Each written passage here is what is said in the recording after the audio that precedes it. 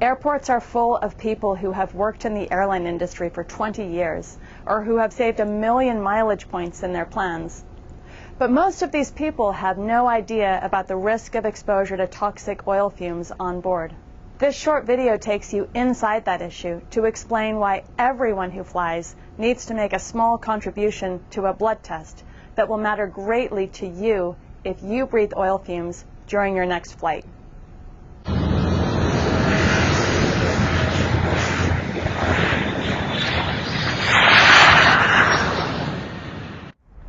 Every day in the U.S. alone, there is an official report of oil fumes contaminating the air you breathe during regular commercial flights.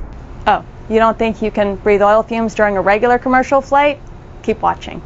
Early in the onset of the symptoms of our flight, it was difficult to detect the amount of deterioration in our level of performance, but as the flight progressed and toward the very end of it, just prior to landing, it was becoming obvious that our performance was in fact very impaired.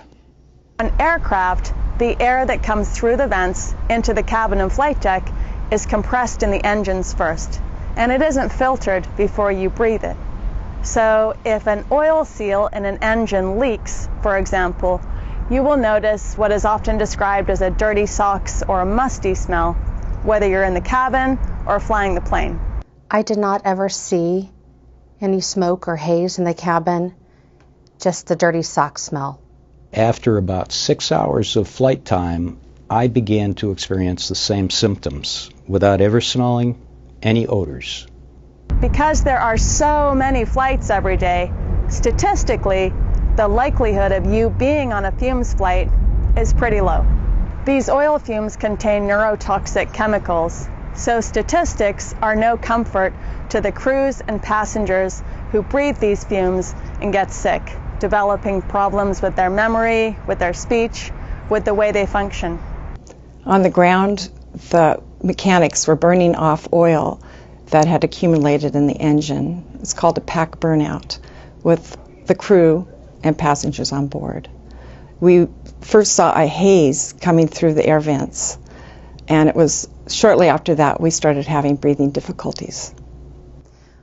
Once we arrived at the gate, there were 12 ambulance and fire trucks around our airplane, and the crew was taken off on stretchers, and passengers were seen by paramedics. I felt as if I didn't have any control over what was happening, that we were being told by the company and the mechanics that this was perfectly okay, and that that was a routine. Crews and passengers need a blood test that will allow them to confirm exposure to oil fumes in flight, because without proof, they don't get appropriate medical care, and there's no pressure on the industry to clean up the air. When we were evaluated in the emergency room, the diagnosis was chemical poisoning, and that was based primarily, I believe, on the high levels of carboxyhemoglobin in our blood, which were significantly elevated, even after 3 hours of supplemental oxygen. If you breathed oil fumes during your flight today, how would you prove it? Would the airline doctor listen and support you, or pressure you to return to work sick? Would your doctor tell you that you're over 50 now, so you should expect some memory problems? After my exposure, my whole life was turned upside down. I lost a husband of 23 years who no longer recognized me as his wife. My children said that it was as if their mother had died. They didn't know the person who I was because I had totally changed. A blood test for oil fumes isn't out of reach.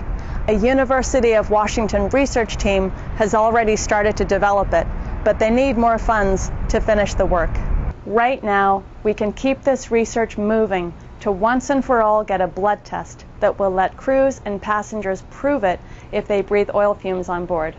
I had no idea that 5.5 years ago, on a normal flight, that was going to be the last time I would work in the aviation industry. It has been financially devastating. I've lost what should have been the best 7 years of my career. This opportunity will be lost or delayed if people who fly don't collectively step up and make a small contribution to make this research happen.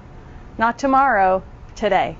Every bit helps, and every donation goes directly to the research team. Go ahead, click on the link. Have you done it yet? I'll wait. How about now? Ask 5 friends. Post it on Facebook. I can no longer serve as an airman on any aircraft in any capacity. Please join us by making a tax-deductible donation to make this research happen. And thank you.